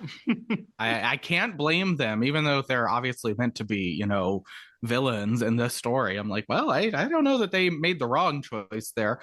It is interesting though. You're right. He starts yelling a lot more. I guess like finding out at his age that gnomes are real would really like break your view of reality. I mean, I feel like he really has just gone through like a major life upheaval. Kids are kids, but his entire worldview has just changed. So it's probably a little off kilter. It's like we just talked about Space Jam last week or a couple weeks ago, and there's a scene where the Looney Tunes go to Michael Jordan's house to like get his lucky shorts, and they run into his kids and have to explain that they're playing a basketball game against his father at the center of the earth. Normal stuff. And they just roll with it. Yeah. Like, yeah, okay, that's normal information to take into my everyday life. I mean, to be fair, their dad is the biggest basketball star in the world, so they're used to a certain amount of strangeness already. And like Matt said, the company representatives get this crazy call, and so they plot that instead of a private detective, they're going to have DJ meet with an analyst, a shrink. And this shrink, is from Miracle on 34th Street. I don't know. Yeah, I recognized him. There's like a similar looking psychiatrist in 34th Street, but it's not the same role that this actor plays. This actor plays in Miracle on 34th Street the like district attorney who's prosecuting Santa Claus. But he's just a guy who has a mustache, but he's similarly antagonistic position. Then. Right, exactly. Crushing dreams and whimsy. You're insane for believing in whimsy. And yeah, DJ doesn't pass the smell test. Well, he can't blame them there. I mean, again, he comes into this meeting with the psychiatrist and is yelling about the gnomes, and he gets very upset and worked up. And it's like, you could have just like calmly either brushed it on the rug and like pretended like the gnomes didn't exist, or at least try to rationally explain it and be like, look, I've got this evidence here. But no. He comes in all hot and he messes things up. He's like, you moron, it's about the gnomes. What do you not understand here? I mean, it's kind of like definition of raving. Like that is what he's doing in this room. I mean, also granted that I don't think it's legal to bring somebody in and pretend that they're interviewing with like a private detective and it's actually a shrink and you're going to lock him up. I think all of that is very suspect. But so I was going to ask that. It's not illegal to believe that gnomes are real. No. Like what power do they have to institutionalize him against his will? I don't know. Maybe it was a different time in the 60s. There was a lot of anti-gnome propaganda out there. Yeah, I'm picturing those signs that say like skating is not a crime with a gnome on there. Yeah. Grandpa's talking about the gnomes. Throw them in the funny farm. This sanitarium that he gets taken to, that was definitely a matte painting. It's like this big imposing like Wayne Manor type place, Arkham Asylum. And yeah, now like a third of the movie is like a prison escape. Yeah, this was the part of the movie that I just did not remember at all. So like I watched this obviously a long time ago. I was like, I remember the parts where they find the gnomes and they're driving around with them in the car, and I remember like the whole scene at the end that we're going to talk about. But then there's this whole middle section where the plot is we have to break Grandpa out of the insane asylum, and the Mary Poppins kids are going to do it by sawing through the bars. It's like, what kind of film am I watching all of a sudden? I thought this was about gnomes, and we haven't seen a gnome on screen for 20 minutes now. They ran out of effects budget for a minute, so they were like, "We need some other activity happening here." And they make this horrible snoring noise. Oh my for, like, God. 3 solid minutes. I really thought it was never going to stop. I was like, this is a nightmare. Yeah, sufferers of misophonia might want to like skip the middle part of this movie. It's rough there. I like that scene though, because the guard watching the room where DJ is sleeping and of course has been loudly snoring is alerted by the snoring stopping. But then when it becomes clearly 2 different sets of snores, he's like, that seems probably fine. I'm like, do you think he's possessed by a demon in there? Like, what's going on? They didn't both have to keep snoring Right. either. Like once the grandfather took over, like he had it, and I don't know what was going on. Maybe he's got like a deviated septum or something. Yeah. 2 snores at once. They do break the grandfather out though, and then it's down the road again to Quaxton's establishment. Although not before DJ is chased around a tree by like a very vicious dog for like a solid minute and a half, which is also crazy. I was wondering when he jumps up and like grabs onto the tree branch, was that all him, or did they have a stunt man? They did have a very convenient cut there where it was like he was holding onto the branch and then it cut to the dog and then he was on top of the branch. Yes, yes. And it's like he has to go over the wall. It's very physical. It is. Yeah. I did like after he got out of the asylum, there's this sort of flirtation with this idea that he has to like experience life where he's not a wealthy, powerful guy. It's like he can't push his way around to getting what he wants, and he doesn't have money, so they're like counting pennies to fill their gas tank and stuff. But it doesn't really do anything with that idea. It's just like kind of there for a scene or two. Yes. Yeah. There's no real payoff to that other than they can't fill the gas tank all the way. Yeah. But they still manage to get like 2 gallons from the 60 cents that the kids have in their pocket. And they do quite a bit of driving on those 2 gallons. I mean, they are flying around with only 2 gallons of gas. So good for them, I guess. Does the chase scene happen before they reconvene with the gnomes or after? So they rescue the gnomes first because Jasper is bouncing around in the back seat during the chase sequence. But yes, they go on their 2 gallons of gas and rescue Jasper from Quaxton. Yes. Including a scene where the grandfather hangs Quaxton up on the wall on a set of moose antlers. Oh, yes. That was a very funny moment. He just sort of dangles there helplessly. I was also wondering, okay, well, how did Walter Brennan do that? He just bodily picks him up and hoists him up onto this taxidermy on the wall. He's an extremely physical actor. I was very impressed by his performance. Let's talk a little bit about how these effects land for us. Like what do we think went into them? Because that's going to be something we talk about each installment this month. So I think definitely some of it is like a blue screen, green screen type thing. Because they're a little bit see-through at times, but there is definitely like use of different scales of prop. Mm-hmm. Like I really like this bit when Jasper is at Quaxton's and he's running around and Quaxton is chasing him, and you can tell because he like picks up things off a shelf, and they're like enormous, in his hands. It's like Quaxton will set something down and Jasper will pick it up, and there's clearly multiple sizes of the props that the actors have to interact with. Jasper has to pick up a giant gun at one point and shoot it at Quaxton, which is really funny. My favorite effect in that scene was when Jasper jumps out the window and Quaxton snags him with a fishing line and then pulls him back in, and he's clinging onto a giant tree branch that comes into the room. That looked really funny. That was really good. I agree. That was one of my favorite moments. That whole scene is actually pretty fun, and I felt like the effects were. I mean, as a kid, I would have like been all in. I would have been very into that. I didn't see this as a kid, but it would have fooled me.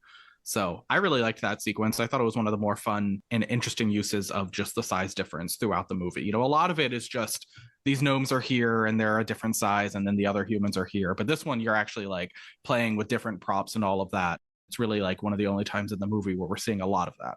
Yeah, I like the effects, and I think I never was like, well, that's a bad effect. I was never pulled out of it.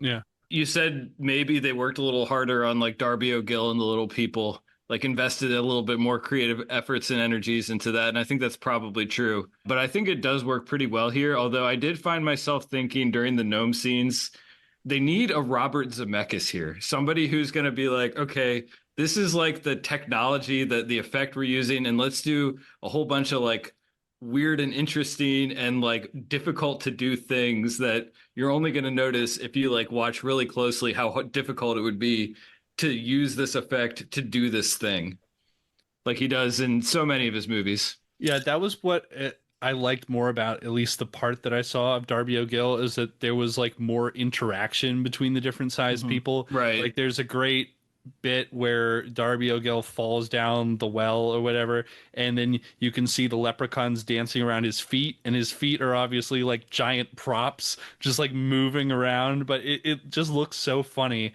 And like that was what was great about this scene in Gnome-Mobile, is it had the most of that kind of like silly effect. Mm-hmm. And during this skirmish, Nobby gets away before Jasper does, and he like flees off into the woods. So then when DJ shows up, it's just Jasper there that he's able to free from Quaxton. And then there's one more leg of the road trip where the goons from the company and from the sanitarium are chasing after the Gnome-Mobile in some more contemporary car. Yeah, this scene was just hilarious. Yeah. I mean, like this is a great chase scene. There's so many silly gags, and it's definitely one of the standouts for me. Yeah, it's like you got gnome scenes and you got car scenes.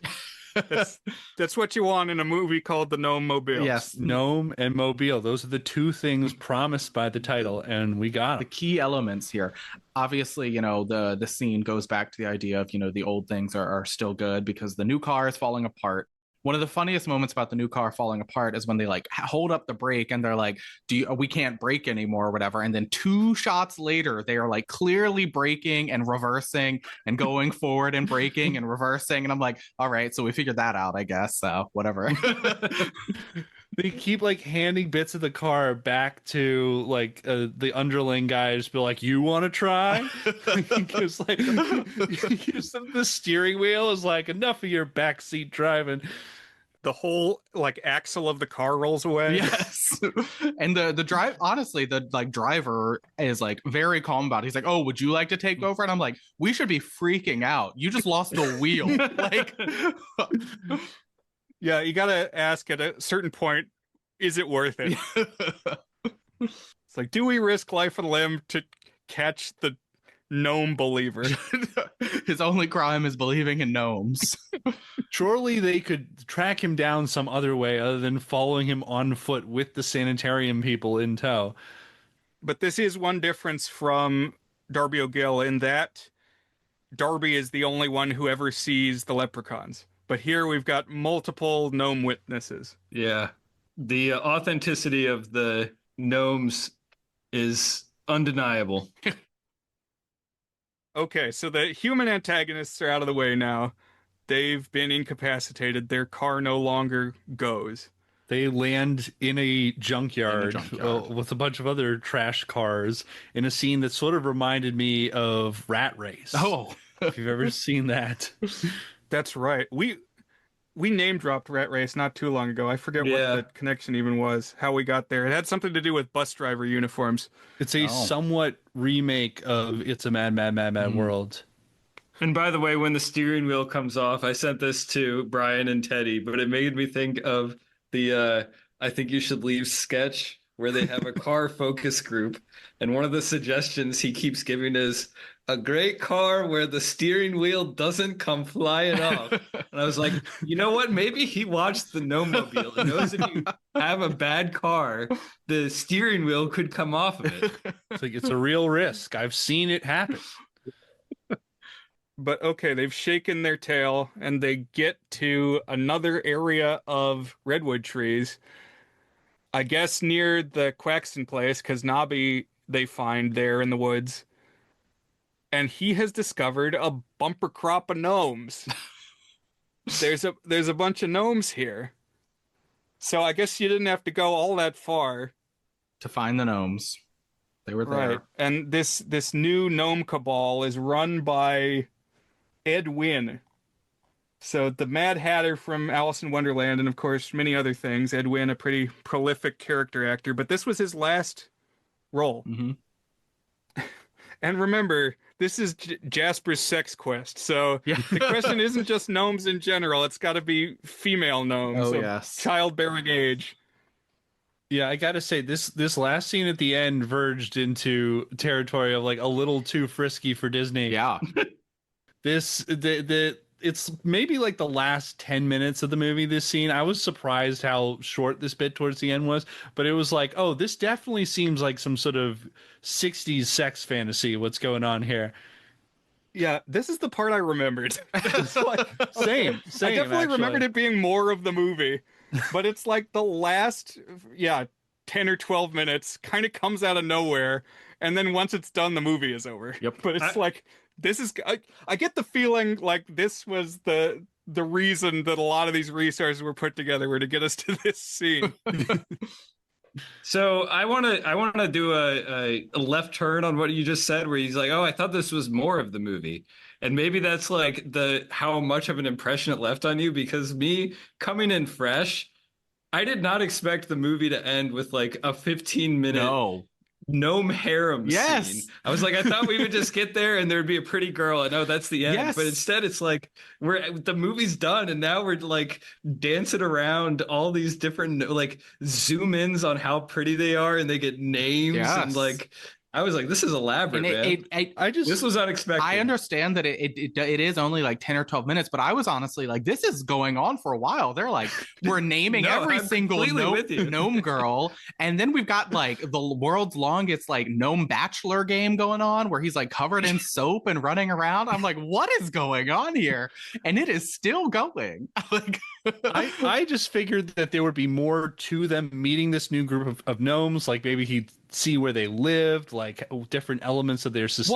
well, apparently But it gnome is, like, culture is very, very simple. It is play a game and you mate with that person for the rest of your life or whatever, which is Yeah, you it gotta is win very the- much like he shows up, he's thrown into this mating game like that quickly. It's like, dang, like you don't even have time to say hello. You have to win the greased gnome chase. Of course.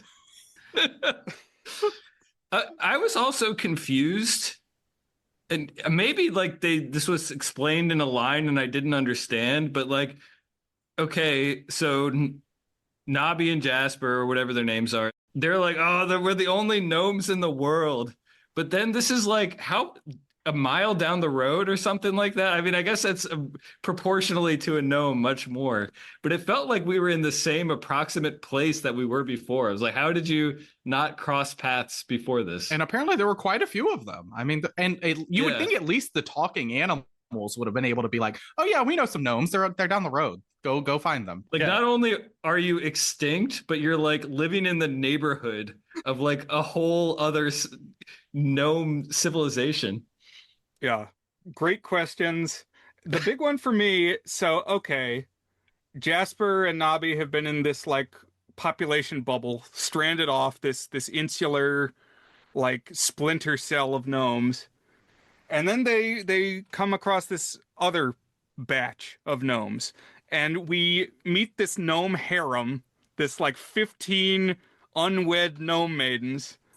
And they're like desperate for Jasper. I mean, it's very, very hungry. yeah. And they pounce on him. They do this whole rigmarole with the greased gnome, which was really giving me vibes of like Manos Hands of Fate this much, where it's just like suddenly we've got like women in the 90s wrestling for like half the film. This is what people thought about in the 60s, I guess. But then, okay, so Jasper is like at first sight interested in this one gnome girl named Violet. They all have flower names. Mhm. So he's got his eye on Violet and he kind of helps her win the race, the chase, this competition they got to do. So she emerges victorious and it's Jasper and Violet. But then like a bunch of young gnome dudes come out. This part was baffling to me. I was like, okay, so clearly mystifying. they're like, I get why they're desperate if it's just one guy, but like clearly there's other guys around. I was very confused. Like I said, I have a lot of questions about gnome society. I don't also like the leader of this like group of gnomes that they found like doesn't know how to count to 7. And I was like, okay, what is like I mean Jasper and Nobby seem smart enough. This guy can't count to 7? Like I was very, very confused. I'm not sure that he's a good ruler for the Gnome Kingdom. Yeah, I thought that was funny this time. He's very loopy. They give him a lot of time to do his like Ed Wynn isms. But the other characters are like giving him side eye. Yeah. They're like, this dude's obnoxious, this dude's incompetent. But yeah, these young gnome bachelors emerge, so I don't know what was going on that the women were so desperate. There's really no need for like a polygamous cult situation. Right. And they're like just it's never in question. Do you think these young gnome women would want to marry Jasper? It's like they appear and they're immediately like effectively ripping their clothes off for him. It's like, yes, please marry me, mate with me. That is what let's repopulate gnome society together. Even though they have plenty of opportunities for that already. Right, exactly. It makes no sense. I don't understand, but they are really all in on. I mean, you know, I guess it's like something new, right? They probably grew up around the other gnome guys. They're like, oh yeah, whatever. They're old hat. They just want fresh meat. Yeah, they want the new guy. Everybody wants. It's like a foreign exchange student. Maybe all female gnomes are just sex crazed, and this is how they act whenever they meet any. That's what I was gonna say. They have high libido in gnome world, apparently. In any case, we don't have to think about it very long because then it's over. Nothing left in the movie. This scene happens, and DJ says, all young gnome couples climb in the Gnome-Mobile. Oh, yes. And what does he say? He's like wishing to start a new gnome colony or whatever. I'm like, all right, getting a little weird. He's like, I've seen what's going on here and I like it. You guys need to be doing more of this. Be fruitful and multiply. Climb aboard for the all gnome love in. But he's going to gift them that parcel of land that got mentioned, which is up in Washington. I did not really have a sense of how far they got on this road trip, how far they still have to go. Oh yeah, all sense of like I'm distance and location completely out the window for me. Like I don't know, because they were driving for a while before they found the gnomes, and then they drove a while to get to that hotel, and then we think that this second batch of gnomes is roughly in the vicinity of like the hotel and Quaxton's place, but there's like maybe a day's drive on either side there. I don't know. Hard to say, hard to chart it on a map. But this last leg of the drive is when we've got the purest Gnome-Mobile concentrate, because it's like 20 gnomes in the car, just climbing on everybody's shoulders. There's gnomes in front of the people, which most of the time, okay, you got gnomes in the background. Easy to do that. You know, just have them stand way back. But we've got like layers. This is definitely like a composite shot in the car of this dozen gnomes. Yes. Yeah, it's not just like one thing spliced onto another. You definitely had at least 3 or 4 layers of green screen things married together for this shot here.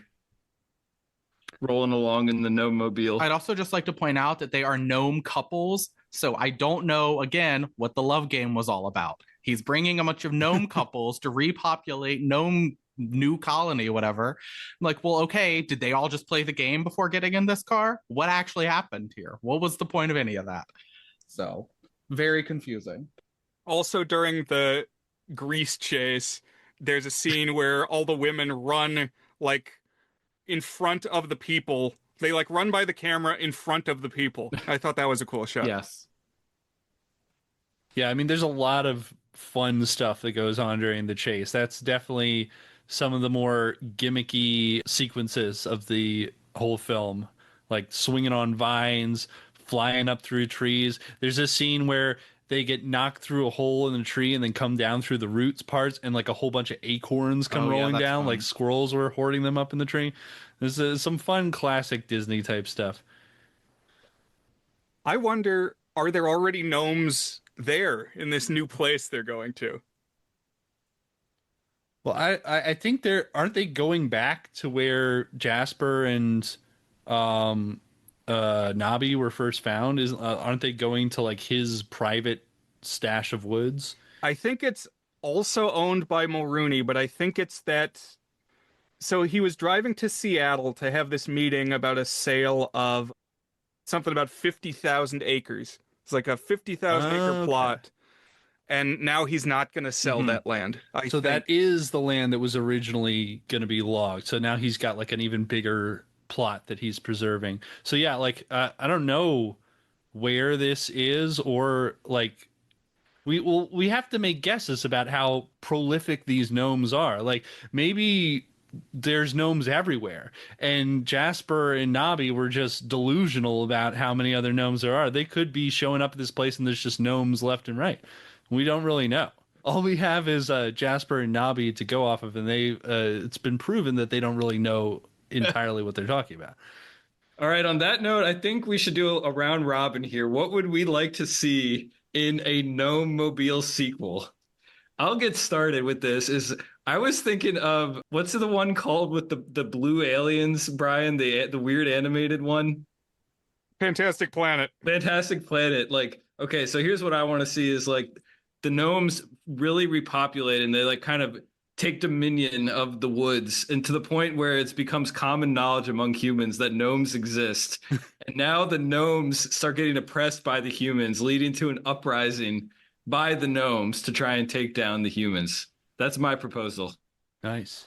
Now I'm envisioning an alternate Fantastic Planet where it's the Ohm-mobile. It's a bond between the Drogs and the Ohms. Well, I think, we've gotten a little bit of insight into the gnome's sexual practices here in this film.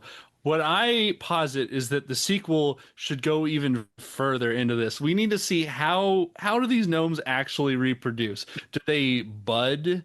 Do they Oh my God. like do they combine together and then split apart? I mean, we don't know. We're assuming that they have sex like the Dudians do, but it could be something completely different. And that is what we're going to explore in the sequel.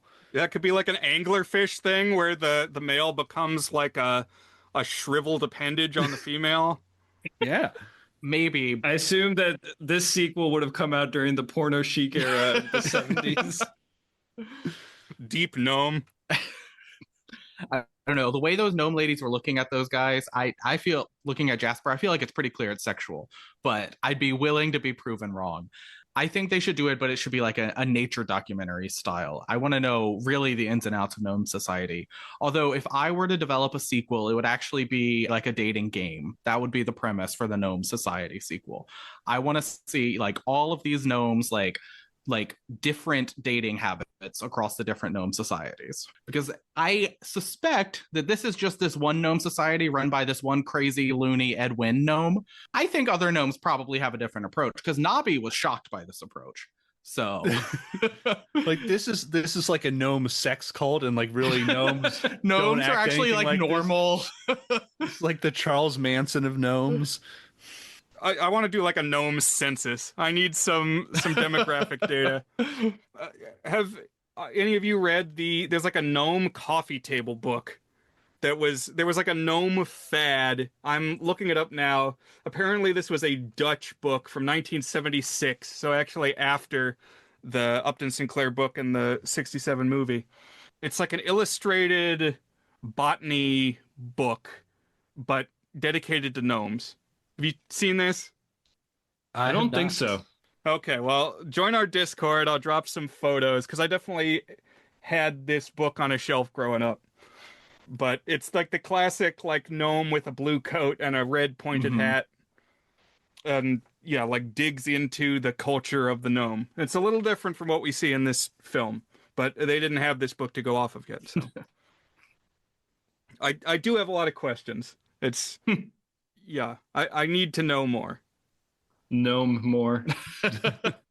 Actually, I do have a sequel plan, which is I just want to see other creatures. I want to see them get to this new copse of trees, and they find out that actually it's inhospitable to gnomes because Bigfoots live there. Ooh, Oh yes. good conflict. We need a Sasquatch in this Pacific Northwest woods story. That's interesting. So this is kind of a tangent. It just made me think of it, but because then you have like a small thing from the woods and a big thing from the woods, right? So we have these books. They're like 5-minute stories. I don't know if any of you have seen these like anthologies before, but they're really popular right now. Basically, they're like, the idea is you read one before bed, or you can like read them in small sittings, and it's like you get a pretty big sized book, and they're well illustrated, and like Disney has them like dozens of them. And the thing is, they usually don't retell like canonical stories within IP. So they're like spin-off stories. So like the Disney ones are like, what is Belle doing when she's in the castle waiting to be rescued or whatever? And like, here's some misadventure she went on. But one that really struck me was a Snow White one that takes place apparently during the time that like Snow White was with the dwarves, even though if you watch the movie, that's all of like one day. But Yeah. anyways, it's apparently, imagine that was an ongoing thing. And like one day the dwarves go out and they meet giants. So they're like the dwarves. They even look like the dwarves, but they're like bigger than a normal one. So it's like you have Snow White, who's human sized, and you have the 7 dwarfs, and you have, I think it's like 3 or 4 giants. And they get some fun illustrating them like all in the same frame together. I was like, I kind of want to see this as like a sequel to Snow White now, like the dwarfs and the giants. Fascinating. I mean, yeah, I would see a world with giants as well as gnomes. That could make for interesting conflicts. Could also be like Fraggle Rock, where they're all kind of coexisting on these different planes. It's like you got the Fraggles and the Doozers who are smaller than the Fraggles, and then the big. I actually didn't watch much Fraggle Rock, but there's outside the Fraggle dens, there are these big monsters that are like humans inside full Muppet suits that can pick the Fraggles up, and it's like that a little bit. But that's the Gnome-Mobile from 1967. An unexplored franchise potential, perhaps. We need to pitch this for the next movie to drop on Disney Plus is Gnome-Mobile 2. Put Gnome-Mobile 1 up there, Yeah. you know? You could use that as an excuse to premiere Gnome-Mobile 2. We've laid out the blueprint for you here, Disney. It starts with putting Gnome-Mobile on Disney Plus. It's very easy. You can kick off a whole new franchise. Here's where I will acknowledge, listeners, that we are aware of Zombies 4. Dan and I have both watched Zombies 4. What's your one sentence take, Dan? My one sentence take is that in being the least interesting and broken, it is in fact the worst zombies movie, zombies movie, because I want my zombies movies to be insane. And this one is a little too, it's not like bad. It reminds me of like Spy Kids 5, which is like the most straight line one, and it's like I almost got to say in some ways it's like better than Spy Kids 2 and 3 because it doesn't do so much insane stuff. Like it feels more like a story you would actually tell, and this one's kind of the same way. It's like there's 2 factions and they need to get back together and be friends again. Well, it's kind of like the first one, except this one just doesn't have the same layer of like, oh my god, are you actually trying to solve racism with cheerleaders and zombies right now? It also, I don't know, it's drifted further and further from the pure obsession with the pink and the green. And that's what I need more of. I need more of the pink and the green. And so I think it's watchable. It's got some good music. I feel like they kind of took the foot off the pedal on terms of the choreography. And the one really interesting aesthetic wrinkle is instead of being shot in Canada, like the first 3 were, they shot it in friggin' Lord of the Rings, New Zealand. And Paul Hone, who always likes to mess with weird visual ideas in all of his Disney Channel movies, just goes all out on like, hey, I'm going to make one in every shot, like the most beautiful vista you've ever seen in a Disney Channel movie, like gorgeous landscapes. And that kind of gives it some character, which I appreciated. So not like multiple tiers below the other ones, but I just found it a little bit less fun and strange and memorable than the first three. What about you, Brian? Well said. I don't differ too much from that. It was less messy than the third one, but also they're kind of trying to like pass the torch to new people, which I felt like if we're going to make more zombies, it's like let's stick with what we know. Let's stick with the key people. Like I don't think without Zed and Addison this would work. Maybe. I don't know. I would expect they come back for Zombies 5 because it does end with a sequels hook. Yeah. Something coming from the water. I'm guessing mermaids, but we don't know. There was also some kind of like Zombies and Descendants concert tour. I don't know if this is like maybe the Ursula's daughter or whatever is coming in. Oh, interesting. And it's to have the Zombies Descendants crossover movie. I'm not sure. It was literally like something happened in the sea and they look over there and the credits roll. You may be onto something. But another thing I noticed was that a lot of it had common threads with the film that I am making. Like the new monsters had like a red and yellow color scheme, and they're led by a father-daughter pair who both have blonde hair and blue eyes. And a lot of the film, at least in the first act, is like the two rival groups approaching each other across a beach. It's like, look, somehow Paul Hone got my script. Because I was already influenced by Paul Hone in the first place, but I feel like he was definitely cribbing some of my notes. All right, that's our quick crash course on Zombies 4. And Matt and Teddy, sorry to cut you out. That was a little bit of an in-joke there. No. It was doing our own little Robert 4. It was really fascinating to see like a glimpse of like another world there for a minute. I was like, wow, this is something I don't know anything about. You should watch at least the first Zombies movie. Actually, I'm pretty sure it's on my watch list because I feel like I would get into it if I watched it. It's like one of those like fears, like I could start and then I'd be like, oh Lord, now I'm in this. So you're definitely awakening something in him, by the way. Like he's going to go watch all of these. Yeah, you'll see on Letterboxd. I'll start logging them like and promptly. So well, thank you guys for joining. And of course we have one more important item of business to conclude. That's right. Is it good? So Is It Good is our signature section where we each give the movie a rating on our 8-point goodness scale, ranging from very not good, which is 1 out of 8, Robert, to toward a good masterpiece rating, 8 out of 8. So I guess I'll go first and answer, is the Gnome-Mobile good? I'm going to go ahead and say that it is inches into good territory. It's a 5 out of 8, which generally I view the first 4 as being a thumbs down and then the upper 4 to be a thumbs up. So this gets a thumbs up from me. And I think what we were saying earlier, that some of these concepts have been done better in other movies. Like we tossed out Darby O'Gill and the Little People. And, there's just a long heritage of particularly family movies dealing with big things or small things. I think that's like a kid preoccupation. That's one thing I'll say. Maybe we can talk more about this later in the month, Brian, but spending time with, I have an 8-year-old and a 5-year-old.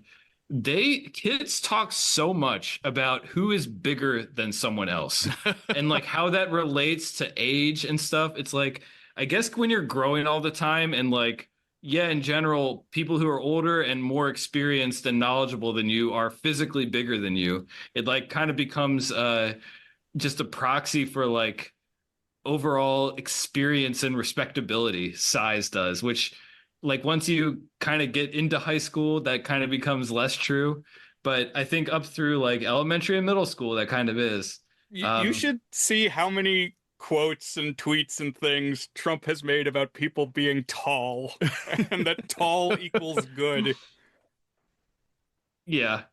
Well, maybe if he's in the brain of an elementary or middle school student, that kind of makes sense. But yeah, where was it going with this? Yeah. So I don't think it's a must watch because I think there's it's a rich field of stuff you could watch in this category and that uses some of the same effects. But the two things that are pushing me into a recommendation for this One is like the location photography is just really sets a mood of like you're in the woods, you're in this bizarre world, and it's just very fun to look at. And the second thing is that I just feel like the movie gets weirder as it goes along. It's like, okay, oh, they met a strange creature in the woods. Well, that kind of makes sense as the start of a story.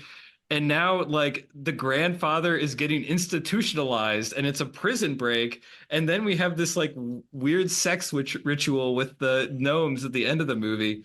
And that goes on for like 12 minutes. And it's like, it just gets more and more bizarre in a way that I appreciated. So I'm going to go ahead and give this one a 5 out of 8. That's me. Teddy, what about you? Is this movie good? I think I would also say a 5. I think it's good. When I'm watching this, I was thinking like this is like just on the edge of being like a good movie. I think where it suffers the most is that it does kind of feel like a bunch of sequences strung together. Like it's not there's no real there we talked about like how there's themes in here like the older ways are better and stuff like that, and that does run throughout it, but it doesn't feel like there's a real arc to this movie. It's kind of like we're looking for gnomes and then we found them. That's it. It might have been a little better if we'd had that conflict of like having to change DJ's heart about how he feels towards environmentalism or stuff. I do think that like the inventive sequences, like the car chase, like that fight with Quaxton are really fun. The whole sex romp at the end is just bizarre and like nothing I've ever seen before. So like that is what carries it over for me into being good, just because it's so unusual and there's just like a lot of fun moments in there. I also think that like one thing that could have really taken this over the top and made it like an all-time classic is just if they've added like a few more songs. Like I was watching this with my wife, and when they got to the first song, she was really excited. She's like, "Oh, this is just like Mary Poppins. Like we're gonna have a musical stuff." And it's like, no, that's the only song. You're just gonna hear that same song multiple times. And like, I really do think that if we had even just like one or two more songs, it would have been like an all-time Disney classic. So yeah, I'm gonna go with a 5 for that one. Good take, yeah. All right, Matt, what about you? Is this good? Yeah, I'm gonna say also good, just good. You know, it's for an 85-minute movie. I can't not recommend it. It's pretty brief, and there's a lot that happens for a movie that's that short. I mean, there's like quite a bit. I wouldn't say it's like very complex or convoluted, but there's a lot of plot. There are a lot of different moments that happen that you're changing course a lot in this movie. So it's pretty fun. It's easy to keep watching from start to finish. It's not a movie built on character development. There's none of that really going on, and that's too bad. But at least it's fun. It's entertaining, and by the end, it's doing really weird stuff that I think only could happen because it's a movie that got released in the '60s. Waited like another decade and a half, and a lot of this movie looks very different. So it's really fun as like a time capsule. So I liked it. And then Brian, the one who brought it to us, is Gnome-Mobile good? It's going to be 5s across the board. I also give this a good 5 out of 8. I don't love it as much as Darby O'Gill, which I gave a high 6 to when we talked that one. But it's charming. Gnome-Mobile works. Everything is reasonably polished. We've got a solid cast, and it has a warmth to it. It's like people brought their skills to put this together. And you can kind of see the conservationist message from Upton Sinclair. I think it would have benefited from having DJ have to go through more of a Scrooge-like change, see the error of his ways. But I love the Redwoods. You're going to get points from me just for being in the Redwoods, which is pretty much the only thing I like about E.T. is they go to the Redwoods. Like, if you go on the E.T. ride that's still at Universal from, like, opening day, the queue, you're in the Redwoods, and then you, like, catch the bike. Love that ride. Great ride. So we're all pretty much on the same page. Good movie, maybe not great, but if you're so inclined, go out and check off the Gnome-Mobile. Yeah, you can watch it on the Internet Archive because it's not on Disney Plus. Not on Disney Plus. Well, thank you so much, Matt and Teddy, for being here. Yeah, thanks for having us. This us. has been a blast. Yeah. Look, I never would have watched this movie otherwise. So I'm really glad I got was given a reason to. So it was enjoyable. So thank you. When can we expect a future episode of Buzzed on Movies to drop? Well, I'm midway through editing one of our Oscars episodes right now, so hopefully I'll get that out in the next week. But we did just record an episode about Superman in Eddington that I'm hoping will be out, let's say, within a month. Can I request a spoiler on your Oscar episodes? Did you guys have a favorite Best Picture nominee from? I assume the Oscars that were a couple months ago. Yeah. Oh, yeah. So it's going back a while, but I think the answer that I gave to this at the time was Nickel Boys. I really enjoyed that movie. I feel like it was largely slept on in the Oscars race, but it was just so original and heartfelt and just did so many interesting things with the cinematography that I think it's like a must watch for that Oscar season. Yeah, I mean, I thought Nickel Boys was probably the best movie from that lot, in my opinion. I just like from a purely filmmaking and importance standpoint. Although my personal favorite was The Substance. As a horror person, would have loved to see The Substance win a whole lot more. But Nickel Boys was my dark horse with an actual chance of winning that one. We are the Substance champions here on The Goods. We both love that movie. That was my favorite of the whole year last year. But I completely agree with everything you said about Nickel Boys, and that I thought it was a terrific accomplishment and just so unique and like innovative. I like it when directors are trying things to like tell stories in new ways, and that just had so much innovation in it. And like you said, heart. It wasn't just a technical exercise; like it was in service of an interesting story. So. Right. All right. Well, then I guess next week, Brian, we have week 2 of our Minimonth, Maximonth. So my short list, I realized that the 2 movies that I was leaning towards picking were both family movies. And then that on top of the Gnome-Mobile would mean we'd be at 60% family movies, at least. I don't know what your other 2 movies are. So I decided I would take a step back from that. And unless this is one that you were planning to pick, Brian, and if it is, I have a couple others queued up, but I'm going to go into a sort of subgenre bubble of big things, small things movies, particularly Big Things movie, which is the nuclear monster wave of the 50s. And I'm going to select the film Them, which is about giant ants. And I don't really know too much about it. I think this is a mix of like just a sci-fi B movie, but it also has kind of become respected as having like some commentary on the state of nuclear testing and rising Cold War stuff in the 50s. So I'm going to do a little bit of research on it and maybe like what this was a part of. You probably know more than me about it, Brian, so hopefully we can have a good conversation about it. Excellent. This is one I've been hoping would make the rotation. It was not on my short list, so I was hoping you would pick it, and looking forward to it. Cool, and I hope not stepping on a nuclear monster's toes or anything too much, Brian. No, there is a possibility in the future that one of my theme months will be Nuke Month. I've dropped that as a possibility before. Also, somebody, I think Matt earlier in the episode said monkeys and apes. I think a Monkey Month has a strong possibility. That would be great. All right, well, stay tuned for future events such as these in the futures, listener. And I'm hoping it's not 210 episodes before we have you guys back on. Thank you very much for joining. It's been a pleasure to have you. Oh yeah, anytime, absolutely, guys. anytime. Thanks for having us.